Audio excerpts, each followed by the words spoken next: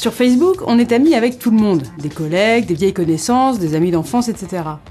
Or, on n'a pas forcément envie de partager le même contenu avec toutes ces personnes. Le premier réflexe consiste donc à faire des groupes d'amis pour décider de qui voit quoi quand on partage un contenu. Pour cela, dans la section Amis, cliquez sur Plus.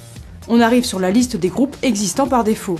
Facebook en inclut quelques-uns, comme les amis proches, les connaissances, et puis là on a des groupes que j'ai donc déjà créés. Celui de l'UFC Que Choisir, qui regroupe mes collègues, ou alors celui d'un club de plongée, qui regroupe les personnes qui sont membres du même club que moi.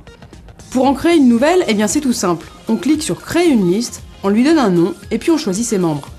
Alors à vous de le faire, et à chacun d'organiser ses listes. Elles vont vous permettre ensuite, quand vous publiez un contenu, eh bien de choisir l'audience à laquelle vous destinez ce contenu, que ce soit public, vos amis, ou alors des listes plus restreintes, comme par exemple les membres du club de plongée. Rendez-vous ensuite dans la section Confidentialité de votre compte. Ici, vous avez deux principales sections, mais attardez-vous sur la deuxième, elle est fondamentale. Dans la première sous-section, vous allez déterminer qui peut vous retrouver dans le moteur de recherche de Facebook. Si vous souhaitez retrouver de vieilles connaissances, ouvrez-la à tout le monde. Juste en dessous, vous allez choisir si votre profil est visible ou pas dans les moteurs de recherche, autrement dit dans Google. Nous vous déconseillons d'autoriser les moteurs de recherche à inclure un lien vers votre profil. La première partie, sur laquelle je suis passée un peu vite, vous permettra par la suite de revenir sur les publications dans lesquelles vous êtes apparu. De toute façon, il est vivement conseillé de retourner régulièrement dans les paramètres car ils évoluent très rapidement.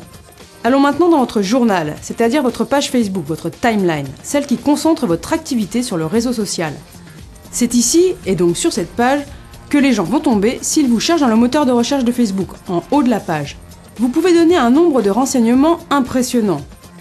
Où vous travaillez, quel lycée vous avez fréquenté, d'où vous venez, quelles sont vos préférences religieuses, politiques, etc., etc.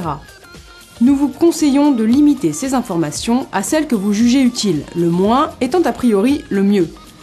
Il ne faut pas oublier que Facebook gagne sa vie en vendant de la publicité, et donc avec vos données personnelles, puisque vous devenez une cible très précise pour les publicitaires. Sachez aussi que vous pouvez à tout moment supprimer de votre timeline une information que vous ne souhaitez plus y voir apparaître. Par exemple, il y a quelque temps, j'ai publié un lien vers une de nos vidéos. Si je n'ai plus envie que les gens la voient dans mon journal, je peux choisir de ne plus l'afficher ou bien carrément de la supprimer. Retournons dans les paramètres. La section Journal et Identification est très importante.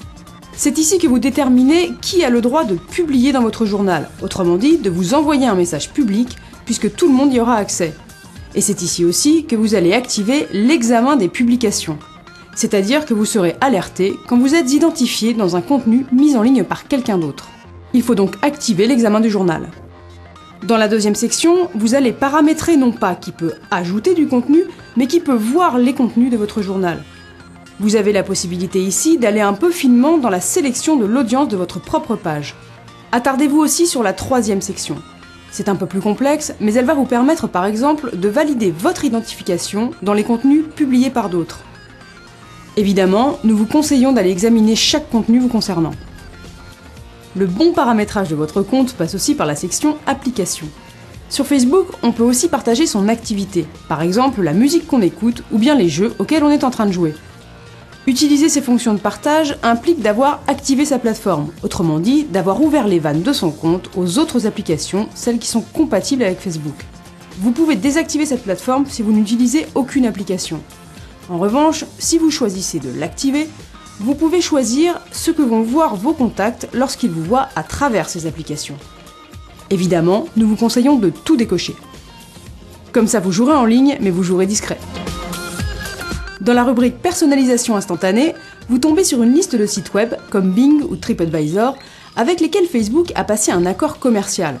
En gros, lorsque vous visitez ces sites, leurs pages sont personnalisées avec vos propres données Facebook. Pour éviter ça, ne cochez pas cette case. Enfin, Facebook est aussi accessible depuis un smartphone, avec des paramétrages propres à la mobilité et notamment la position géographique.